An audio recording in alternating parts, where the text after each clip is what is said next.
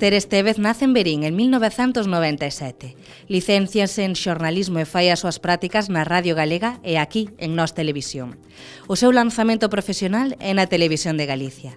En 2020 nace o Digo Cho Eu, con Ester Estévez como presentadora. O programa busca mellorar as competencias lingüísticas da lingua galega e desde o inicio goza de moita popularidade entre a xente. Tanto que a partir do Digo Cho Eu inicial nacen máis proxectos como é o Apuntamento Lusófono. O traballo da xornalista de Verín conta co recoñecemento de 2 premios Mestre Mateo. Entramos na TVG e sentamos con Ester Estévez para falar da súa carreira profesional, das linguas galega e portuguesa, dos medios públicos galegos e mesmo do seu futuro laboral.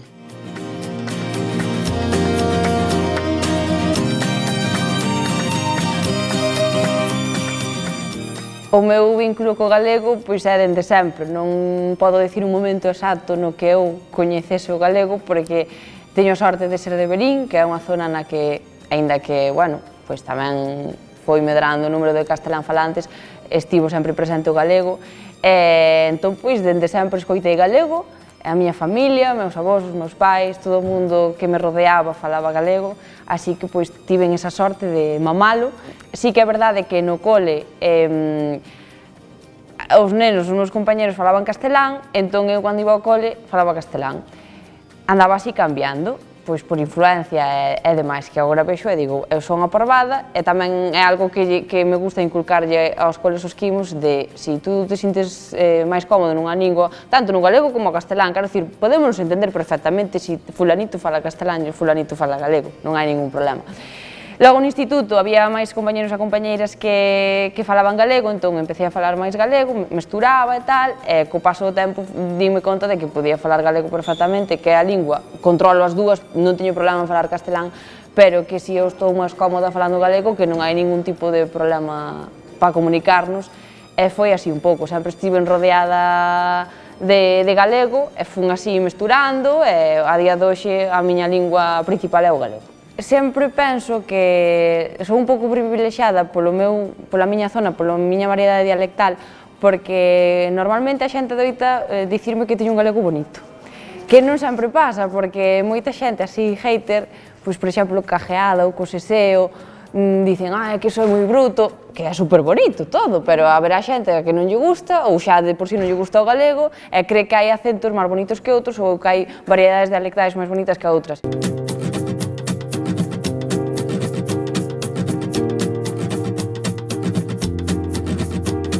O obxectivo do Digo Cho Eu tamén é ensalzar todos os galegos, todas as formas de falar galego que hai. Eu mesma, é dicir, nos capituliños de un minuto ou de uns segundos, claro, falo galego normativo para explicar certas palabras, non?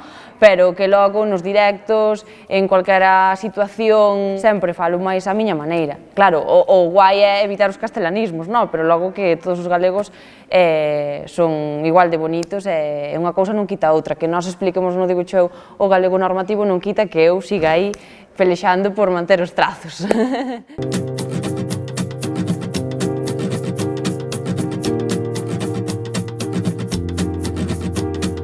Eu estudei xornalismo, eu quixen ser moitas cousas, así ao largo dos anos eu quixen ser moitas cousas.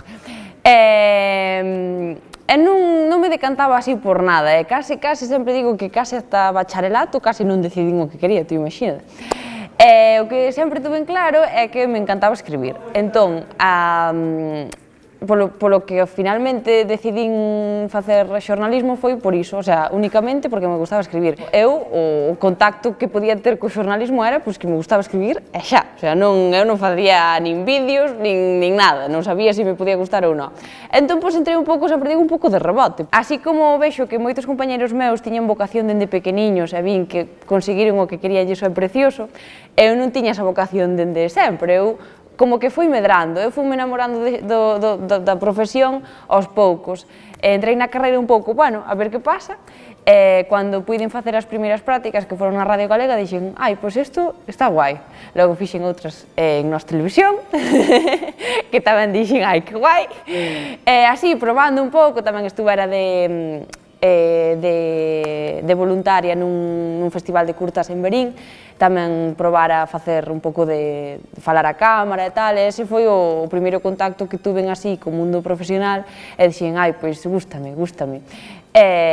Porque de feito na propia carreira, nos primeiros anos, a min aterrábame, sempre conto, aterrábame a televisión. O sea, isto é un chiste, pero a min aterrábame, eu non era capaz nas prácticas da carreira, o sea, nas clases, falar 30 segundos diante da cámara, non era capaz. Pero foi nese voluntariado en Verín, no Festival de Curtas, en Nós Televisión, cando tuve en contacto máis cas cámaras e dixen, ai, pois, bueno, pois igual se o traballo, o sea, que iso tamén é unha mensaxe que sempre quero deixar, que non todo é talento innato, que tamén hai cousas que hai que probar para saber se che dan ben ou se che gustan ou que sexa. Entón, pois, un pouco foi así o meu percorrido, un pouco de rebote, pero que no momento no que empecé, pois que foi un pouco así, medrando o meu amor hacia a profesión. Xa che digo, nin imaginaba que estaría traballando así, na TVG, facendo un formato así, super diferente, non sei, non o podía imaginar.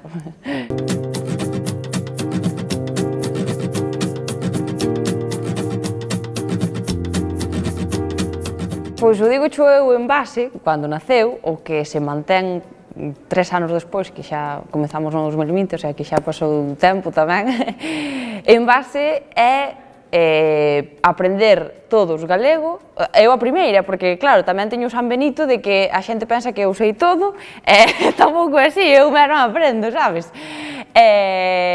Pois eso, aprender cada día algo sobre o galego, mellorar algo, bueno, que con eses pequenos vídeos, en pouco tempo e de forma un pouco divertida, que che vayan aí quedando novas palabras ou cousas que podes correxir. Eso é en base. Todo o que se formou, pois, bueno, diría que a día de hoxe, o digo xo eu, vai moito máis alá e que é, pois, tamén inculcar cariño cara á lingua.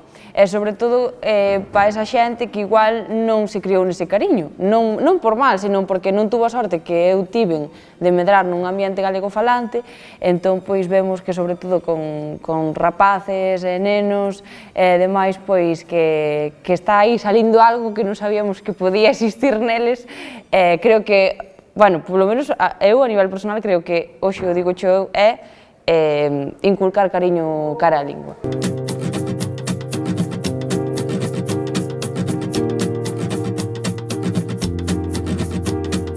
Todos sabemos a situación da lingua aquí, pero eu quero ser positiva vendo, sobre todo desde que entramos sobre todo no TikTok, nas redes sociais nas que se move xente máis nova, vexo que hai aí canteira, porque síguenos moita xente que igual nos comenta e non nos comenta en galego.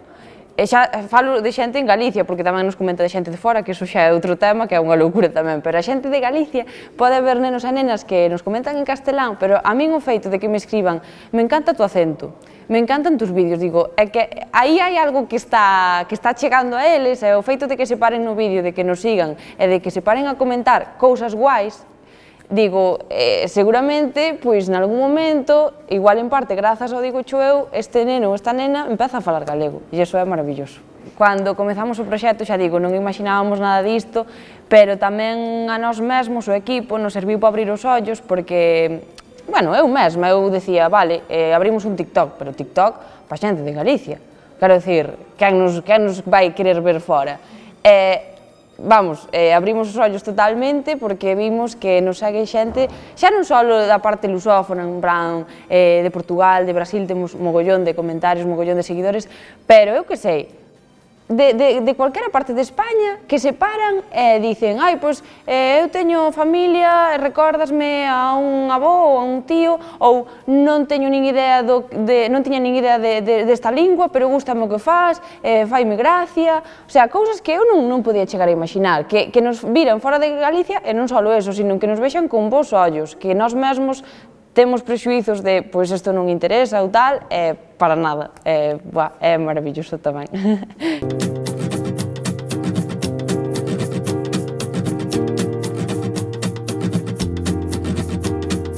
Apuntamento lusófono xorde antes do programa de Twitch, neses vídeos do Digo eu, dos comezos, que eu de vez en cuando metía un apuntamento lusófono, despois de explicar unha palabra, facía así, e dicía, pois isto en portugués dixe igual, ou non, pois non ten nada que ver, dixe así. Entón eran como pequenos apuntamentos dentro de xa un pequeno vídeo.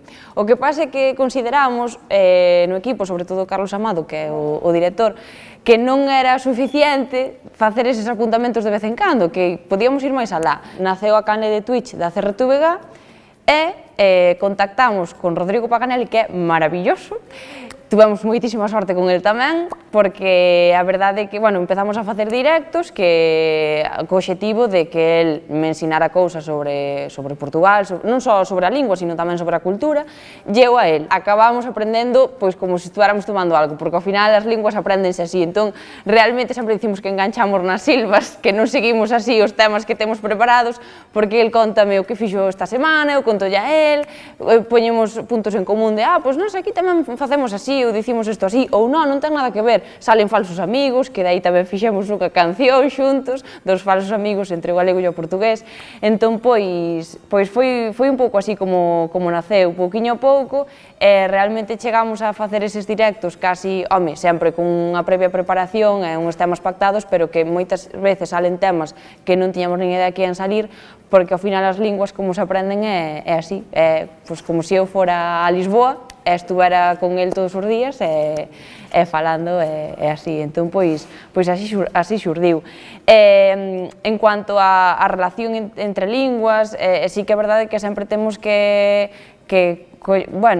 aproveitar esa relación que ten o portugués co galego, xa a propia Academia moitas veces a Real Academia Galega fai explicacións un pouco, a veces bebendo do portugués, que moitas veces, eu non son académica, pero que moitas veces considero que pode ser así, entón pois eu creo que todos son pontes, temos que tender pontes, e o portugués pois é unha ponte co galego, Rodrigo Paganelli é unha ponte para nós, e que temos que aproveitar iso e seguir máis alá, como decía, no TikTok vemos xente do Brasil, quero dicir, non hai ningún tipo de fronteira e debemos agarrarnos a iso e pois é genial que nos podamos entender tantísimas persoas.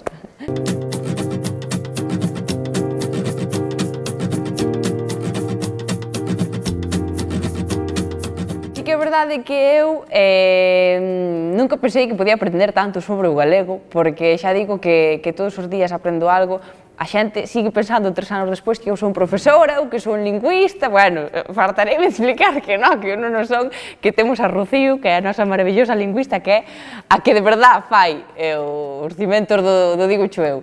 Eu aprendo todos os días e, o meu concepto sobre o galego non cambiou no sentido de que eu sigo falando. O que sí que sigo eu falando, o que sí que cambiou é pois que intento incorporar palabras, non falo perfecto, pero mantendo os meus trazos, intento combinar iso con evitar castelanismos, porque así pois damos un pouco de exemplo tamén. Que a xente tamén me pon a prova, logo a xente diceme, é que eso non se dice así, eu, estou creando monstruos.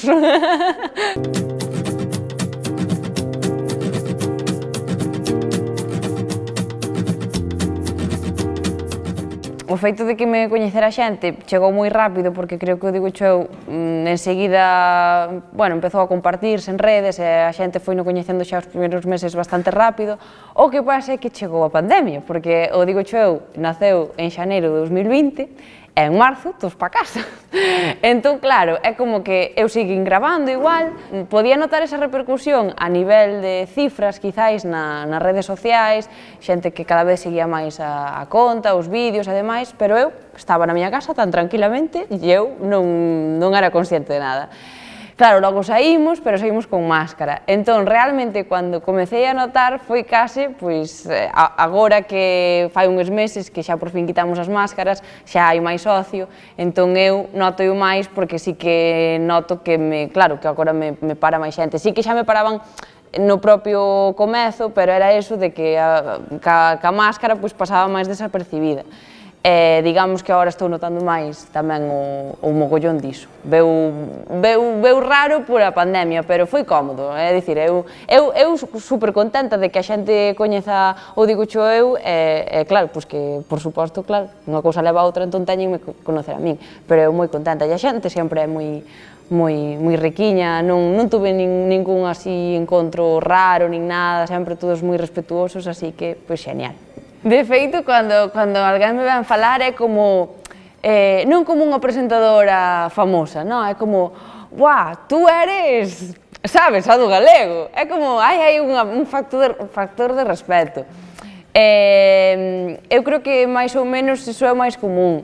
Evidentemente ten que haber de todo, e sobre todo cas redes. Bueno, eu tuve a miña conta de Instagram privada moito tempo, logo decidín abrila.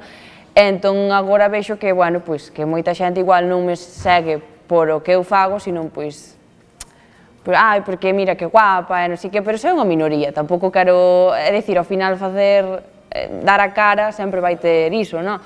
Pero creo que o 90% da xente que me atopa pola rúa ou que me manda unha mensaxe ou tal é en tono de respeto de, buah, tú eres a do galego, sabes? O outro é residual, está aí detrás, pero tampouco forma tanto barullo, non? Eu creo que o principal é ese respeto pola raíña do galego.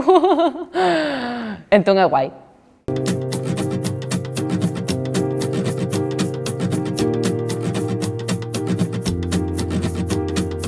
O do mestre Mateo foi unha das moitas loucuras do 2022. É increíble todo. A ver, o mestre Mateo evidentemente foi algo super top, no, pero todas as cousas que nos leva dado Digucho eu son maravillosas. No tema do premio, claro, éramos candidatos ao mestre Mateo, eu como comunicadora e o Digucho eu como programa. E eu, de verdad, todo o mundo dicía, ídelo levar, non sei que, non sei quanto, e eu iba dicindo, a ver, acabamos de empezar, isto está, para min o premio é que esteamos aí, pero estaremos aí moitos anos, oxalá e tal. E de primeiras é que foi o meu e logo do programa, o sea, foron os dous, entón foi como, eu estaba en shock, de verdad, eu subín ao escenario no primeiro, no meu, no de mellor comunicadora, e estaba en plan, guau, guau, guau, eu estaba falando en automático, eu baixei do escenario dicindo non sei nada, non me faledes, toda a xente chorando, abrazándome, e a mí non me salía nada, pasou unha cousa rarísima, a verdad, non sei, foi como moi raro todo. Asimilei-o despois, puxo-me feliz despois, de feito, eso foi en fin de semana, o luns estaba vindo conducindo a traballar e aí viña chorando, o sea, veume de chorar, veume despois, en plan, ai, Dios!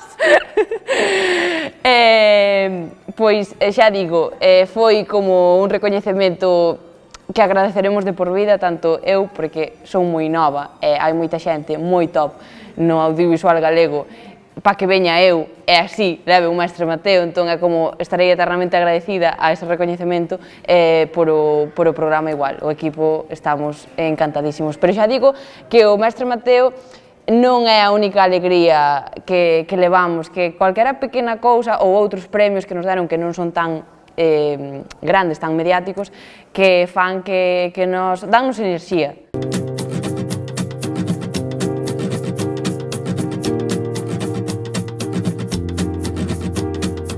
Eu, desde que puxen un pé aquí, comigo houbo maxia, foron moitos factores que se xuntaron para que eu este onde este hoxe aquí, e eu sempre digo e direi que para min a TVG pois non podo estar máis agradecida, porque desde o primeiro momento houve unha persoa que foi Carlos Amado que creu en min, e el fixo que outra xente que está por encima crese en min, e non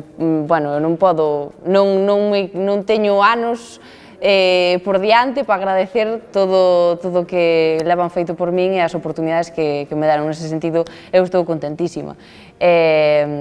No tema, que Venres Negros e demais, eu o que podo dicir é que, claro, cada un sabe a súa vivencia, a súa experiencia aquí.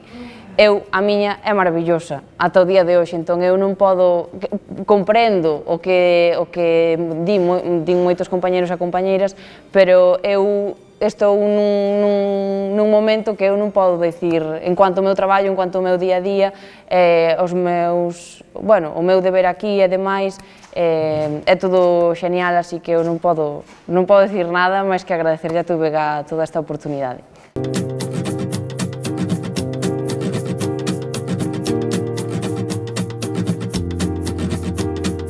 Eu non sei, non me visualizo nun sitio en concreto, pero sí que me gustaría, bueno, evidentemente seguir traballando en galego, non sei se en Galicia, tamén me gustaría en Galicia, pero en galego estou super feliz, na TVG, por suposto. Non sei nuns anos onde me gustaría estar, pero tamén me gusta moito o audiovisual. O tema de redes e demais gústame, así que supoño que me gustaría seguir traballando en galego no audiovisual. Non sei no que, porque empecé facendo vídeos así super serias, falando de non digas nora boa, e agora fago vídeos bailando, tirándome polo chao, entón, eu que sei, acabarei facendo o Pino Puente, non sei. Non sei onde estarei, pero gustaríame seguir traballando en galego, tamén nas redes para chegar a xente nova.